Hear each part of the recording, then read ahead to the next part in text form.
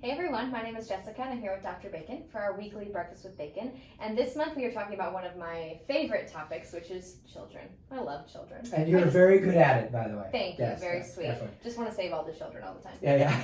Especially with nutrition. So today we want to talk specifically about attention and behavior. A lot of children we see, unfortunately, have attention and behavioral issues or challenges they're facing. Right. But we want to keep it short and sweet for you. So we have 3 main points. The first one we're going to talk about is how important fats are for the body.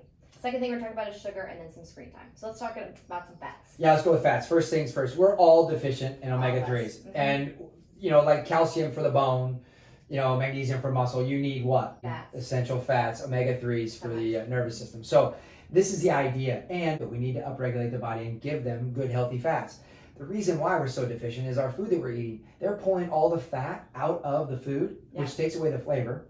And so what do they put back in? Sugar. Yeah, sugar, high fructose corn syrup, things like that. When we talk about baby formulas, what's one of the first ingredients? High fructose corn syrup. Yeah. So we got to really start to understand that those fats and sugars are really the indicator and probably a part of what's causing some of these issues with the children these days, and especially with attention. Oh, an example, my little one, Evelyn, we went to an event and she doesn't really get sugar. And she had a little bit that night. And I'm not kidding. She was zooming around the room. She was kind of going crazy.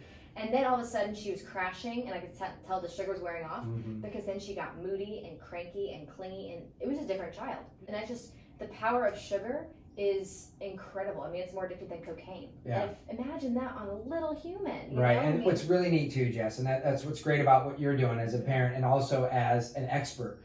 You can see that and then draw the connection between what this lifestyle choice that my child made or what we get exposed to and how it affected her physiology. Yeah. Most of us don't really realize it. We just think, it's just a child being a child or whatever. Right. This is where and we see that time and time again with the kids who come in here. We change their diet, we put them on good nutritional support, and their whole families are different. We have parents come in here crying, saying thank you. We didn't do anything, but their lives now as a family are different because their children are not running around. Yeah. Yeah. And the other one is screen time. So let's talk about that really quick. Screen time.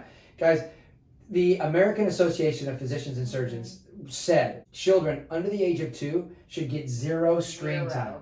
Zero. And they say even at 5 and younger, 1 hour per month. I mean, that's not a lot of time. Not a lot. And the reason why is because there's so much stimulation and so much going on and activation in the brain that the child can't really keep up. And this is where it dumbs down the body's ability to actually pay attention. Right. It's so much easier to give a child a tablet or a screen time or a phone or something.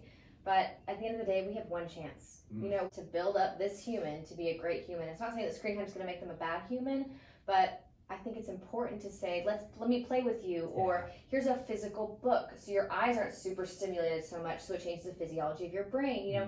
There's so many things about physical, tangible things that a child touch, feel the senses. It's just building all of these neurons in the brain that's so important. And so you just want to give your child the best shot. And that's going to be with as little screen time as possible from like a physiology standpoint. Yeah, and that's one of the things too. And we just want to give you ideas, right? And of course, we're not here to kind of preach or anything like that. We're really just giving you ideas of what we do and what we see in our practice on a regular basis so that we can help and support you guys and your families at home. So it gives you an alternative to other ideas that are out there versus maybe a medication or maybe something else. We really want to understand that if I can change physiology by giving a drug to a child, and then we can change their brain and their mood, well, I can change the same physiology by giving them a different food, and that which also may change their brain and their personality. So I really want us wrapping our head around that, and we'll end on that for right now. A couple of take homes would be what? Really try to get in some good fats. Really pay attention to the high fructose corn syrup. Maybe learn how to read labels a little better, or ask Jessica or myself how to do that. Yes. And then literally just try to find some games or activities you can do with your child. Even card games, little things, matching games. Great for developing the brain. Unbelievable versus some screen time. So, and we have lots of ideas for you. So if you have specific needs, please reach out. We are here for you. Yeah, always. So thank you guys again for paying attention to this Breakfast with Bacon. And we'll see you on the next one.